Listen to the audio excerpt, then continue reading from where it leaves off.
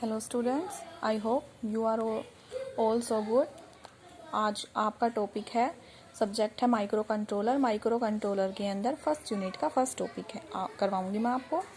That is overview of micro computer and their building blocks. ठीक है, what is micro computer? Micro computer basically is a combination of three parts: central processing unit and memory unit and input output unit.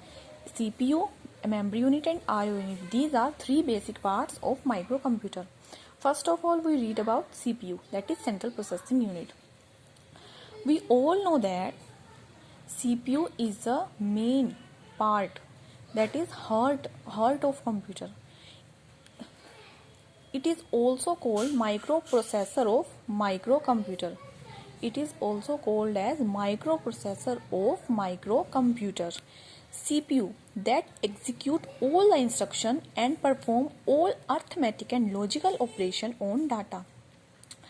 These, ठीक है, ये क्या करता है, जितने भी इंस्ट्रक्शंस देते हैं हम बाहर से इनपुट आउटपुट के थ्रू, यूनिट के थ्रू, वो सभी के सभी जितने भी ऑपरेशन है वो सीपीयू परफॉर्म करता है। जितने भी अर्थमेटिक या फिर लॉजिकल ऑपरेशन होते हैं डाटा पे, वो भी सीपीयू ही परफॉर्म करता है और ऑल इंस्ट्रक्शंस को वही एग्जीक्यूट करता है। Next is memory unit. Memory यहाँ पे हमारी दो तरह की मेमोरी है, RAM and ROM, random access memory and read only memory. What is RAM? RAM is a volatile means it doesn't retain its content if system is power off. ठीक है, and its opposite and ROM is the opposite of RAM. It is non-volatile means it retain its content if system is power off. It and ROM is only be read, not write, and it store instruction that doesn't change means one time instructions right होती है इसके अंदर, उसके बाद में instructions को हम remove नहीं कर सकते, उसको डजंट चेंज नहीं कर सकते। मम्मी, चिट्ठी को थोड़ा पानी दे दो। आप दे दो, जाओ।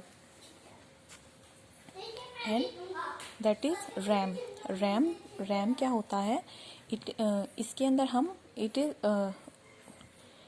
इसके अंदर हम रीड भी कर सकते हैं, राइट भी कर सकते हैं। ठीक है, now see, that is building block diagram of micro computer. Input unit micro processor, that is CPU. इसके अंदर ALU, arithmetic logical unit, control unit and registers, काफ़ी सारे रजिस्टर्स होते हैं। That is output unit and that is memory unit. Input से हम input देते हैं, ये इंस्ट्रक्शंस परफॉर्म करता है, जो ऑपरेशंस है वो परफॉर्म करता है, फिर रिजल्ट है वो आउटपुट के अंदर जाता है। और माइक्रो प्रोसेसर और मेमोरी यूनिट है, ये ईजिली दोनों के दोनों एक दूसरे से कनेक्टेड होते हैं। ठीक है, क्योंकि माइक्रो प्रोसेसर है, जो हमारा मेमोरी यूनिट है वहाँ पे हमारा डाटा रखा होता है, तो ये वहाँ से डाटा लेता है, और मेमोरी यूनिट भी यहाँ से अपना डाटा इधर सेंड करके जो हमारे ऑपरेशंस हैं वो परफॉर्म होते हैं। दूसरा डायग्राम देखिए इसका, micro processor, RAM, ROM, that is address bus, that is data bus and that is control bus. Input output unit, इसके साथ में एक्सटर्नल डिवाइसेस अटैच होते हैं। माइक्रो प्रोसेसर मीन्स जो हमारा सीपीयू है, सेंट्रल प्रोसेसिंग यूनिट, इसके जो हमारा ये वाला मेन पार्ट है। देखिए, फर्स्ट ऑफ ऑल मैं इसको डिस्क्राइब कर देती हूँ। एएलयू, अर्थमेटिक लॉजिकल यूनिट, जितने भी हमारे अर्थमेटिक और लॉजिक ऑपरेशन होंगे डाटा पे, वो सारे के सारे इसके अंदर होते हैं। जैसे हमारा सम हो गया, सब्ट्रैक्शन होगी, मल्टीप्लिकेशन या फिर डिवीज़न होगी, और लॉजिकल यूनिट में एंड हो गया, और हो गया, एक्सोर, एक्सनोर, जो भी हमारे ऑपरेशंस होते हैं वो हमारा एएलयू के अंदर परफॉर्म होते हैं। कंट्रोल यूनिट में क्या होता है, काफ़ी सारी सिग्नल्स देता है। ये पूरे सीपीयू है जो उसको कंट्रोल करने के लिए जितने भी सिग्नल्स हैं वो सारे के सारे कंट्रोल यूनिट ही देता है, मतलब ये पूरे सिस्टम को कंट्रोल करके रखता है। यहाँ पे क्या है, रजिस्टर हमारे सीपीयू के अंदर बहुत सारे रजिस्टर होते हैं। ठीक है, जनरल रजिस्टर होता है, फ्लैग रजिस्टर होता है, और काफ़ी सारे रजिस्टर्स होते हैं। पेयर्स के अंदर भी एचएल हो गया, जैसे इस तरह से पेयर्स के अंदर भी काफ़ी सारे रजिस्टर्स होते हैं। एक एरे होती है रजिस्टर्स की, जहाँ पे जिन रजिस्टर के अंदर हमारा डाटा स्टोर होता है। ठीक है, मेमोरी यूनिट मैंने बता दी, इसमें रैम एंड रोम आते हैं, जो मैंने आपको पहले ही एक्सप्लेन कर दिया है। ये है आउटपुट यूनिट, जो हमारे जो आउटपुट डिवाइसेस हैं वो ये सारे के सारे इस साइड से कनेक्ट होते हैं। उसके बाद में ये देखिए एड्रेस लाइन, जो एड्रेस बस होती है उसके ऊपर क्या होता है, हमारा डाटा का जो एड्रेस है वो जाता है। डाटा बस है, यहाँ पे हमारा डाटा जाता है। एड्रेस बस है वो हमारी यूनिडायरेक्शनल होती है, वो माइक्रो प्रोसेसर से सिर्फ बाहर की साइड जाती है। और जो हमारी डाटा बस है वो हमारी बाई डायरेक्शनल होती है। जो डाटा है वो माइक्रो प्रोसेसर के अंदर मूव भी कर सकता है और आउटसाइड भी जा सकता है। That is control bus. ये सभी की सभी जितने भी कंट्रोल बस है, जो सिग्नल्स है वो सब के सब कंट्रोल बस से हैंडल करती है। ये इनपुट यूनिट है, ये एक्सटर्नल डिवाइस है, रैम एंड रोम।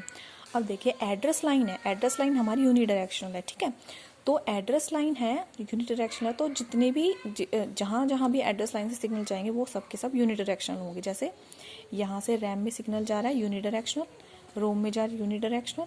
ठीक है, और यहाँ से जो ये हमारा एड्रेस लाइन से इनपुट आउटपुट यूनिट के अंदर जा रही है, ये भी हमारा यूनिडायरेक्शनल है। उसके बाद है हमारे डाटा बस है जो इसके अंदर देखिए रैम से हमारा सिग्नल इधर जा रहा है। ठीक है, और जो रोम है वहाँ पे हमारे ये बाई डायरेक्शनल है। और इसी तरह से जो हम ये डाटा बस ये वाली है, तो इनपुट आउटपुट डिवाइसेस के अंदर जा रहा है, ये भी हमारा सिग्नल है जो ये बाई डायरेक्शनल है। उसके बाद है कंट्रोल बस। कंट्रोल बस से हमारा सिग्नल रैम में जा रहा है, रोम में भी जा रहा है, यूनिडायरेक्शनल है, और इनपुट आउटपुट डिवाइस के अंदर भी जा रहा है। ठीक है, ये है आपका माइक्रो कंप्यूटर का टॉपिक। ठीक है, रीड करो इसको अंडरस्टैंड करो। जो भी क्वेरीज है वो प्लीज़ मुझसे पूछो और अपनी स्टडी स्टार्ट कर दीजिए आप। ठीक है।